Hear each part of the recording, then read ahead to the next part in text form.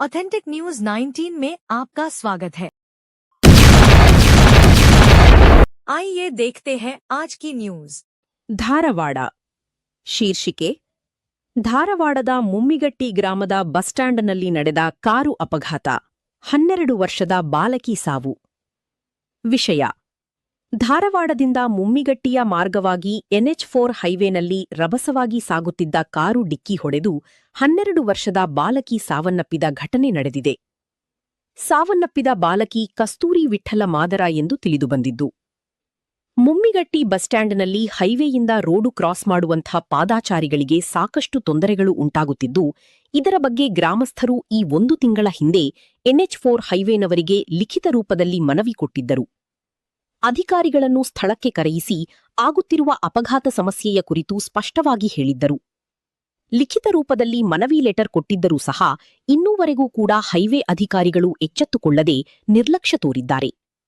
ಆದ ಕಾರಣ ಮುಮ್ಮಿಗಟ್ಟಿ ಬಸ್ ಸ್ಟ್ಯಾಂಡ್ನಲ್ಲಿ ಒಂದರ ನಂತರ ಒಂದು ಈ ತರನಾದ ಅಪಘಾತ ಘಟನೆಗಳು ಸಂಭವಿಸುತ್ತಲೇ ಇವೆ.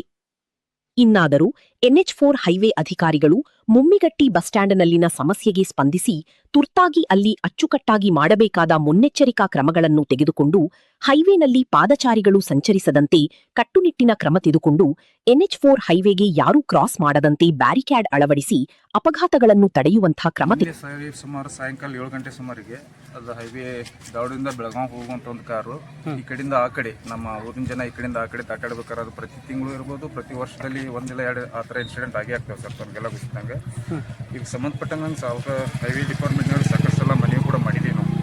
ಆದಾಗ್ಯೂ ಕೂಡ ಅದಕ್ಕೆ ಶಾಶ್ವತವಾಗಿ ಪರಿಹಾರ ಸಿಕ್ಕಿಲ್ಲ. ಇದು ನಿರಂತರವಾದ ಸಮಸ್ಯೆ ಆಗಿದೆ.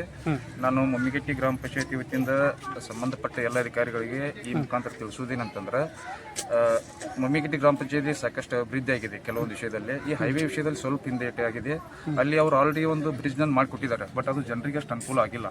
ಸೊ ನಾವು ಸಂಬಂಧಪಟ್ಟ ಅಧಿಕಾರಿಗಳು ಇನ್ನೊಂದು ಈ ಥರ ರಿಕ್ವೆಸ್ಟ್ ಮಾಡ್ಕೋದೇನಂತಂದ್ರೆ, ಧಾರವಾಡದಿಂದ ಬೆಳಗಾವಿ ಹೋಗ್ಬೇಕಾದ್ರೆ ಈ ಕಡೆಯಿಂದ ಆ ಕಡೆ ನಮ್ಮ ಜನ ಸಾಕಷ್ಟು ಜನ ದಿನ ಬೆಳಕಾರ ಒಂದು 1000 ಜನ ಪಾಸಿಂಗ್ ಮಾಡ್ತಾರೆ. ಅಂಥ ಸಮಯದಲ್ಲಿ ವರ್ಷಕ್ಕೆ 1-2 ಅಲ್ಲಿ ಡೆತ್ ಇಶ್ಯೂ ಬಂದೇ ಬರ್ತಾವೆ. ಇದಕ್ಕಾಗಿ ನಾವು ಸಾಕಷ್ಟು ಸಲ ಮನವಿ ಕೂಡ ಮಾಡಿದ್ದೀವಿ ಸಂಬಂಧಪಟ್ಟ ಅಧಿಕಾರಿಗಳಿಗೆ. ಇನ್ನು ಮುಂದಾದರೂ ಈ ಥರ ಘಟನೆ ಆಗದಂಗೆ ಅವರಲ್ಲಿ ಒಂದು ಮನವಿ ಮಾಡೋದಕ್ಕೆ ಏನಂತಂದ್ರೆ, ಅಲ್ಲಿ ಶಾಶ್ವತವಾಗಿ ಮತ್ತು ಸೂಕ್ತವಾಗಿ ಜನರಿಗೆ ಅನುಕೂಲ ಆಗುವಂಥ ವ್ಯವಸ್ಥೆ ಆಗ್ಬೇಕಂತೇಳಿ ಈ ಮುಖಾಂತರ ಮನವಿ ಅಂದ್ರೆ ಬ್ಯಾರಿಕೇಡ್ ಹಾಕಿ ಅವಶ್ಯಕ ಅದ. ಅಧಿಕಾರಿಗಳು ಬಂದು ಏನೇನು ಅವಶ್ಯಕತೆ ಇದೆ ಅವ್ರು ಮಾಡ್ಬೇಕಲ್ಲ, ನಾವು ಹೇಳೋದಲ್ಲ. ಯಾಕಂದ್ರೆ ನಾವು ಈ ಥರ ಮಾಡೋ ಆ ಥರ ಮಾಡೋದು ಜನರನ್ನ ಸಾಕಷ್ಟು ಪ್ರಶ್ನೆ ಮಾಡ್ತಾರೆ. ಅವರು ಅಧಿಕಾರಿಗಳಾಗಿ ತಾವು ಖುದ್ದು ಭೇಟಿ ನೀಡಿ ಅಲ್ಲಿ ಜನರಿಗೆ ಏನು ಅವಶ್ಯಕತೆ ಅದನ್ನು ಮಾಡ್ಕೊಡ್ಬೇಕು. ಇನ್ನೊಮ್ಮೆ ಈ ಥರ ಅನಾಹುತಗಳು ನಡಿಬಾರ್ದಂಗೆ ನೋಡ್ಕೋಬೇಕಂತ ಈ ಮುಖಾಂತರ ಅವ್ರಿಗೆ ತಿಳಿಸ್ಲಿಕ್ಕೆ ಬಯಸ್ತಾರೆ. ಓಕೆ.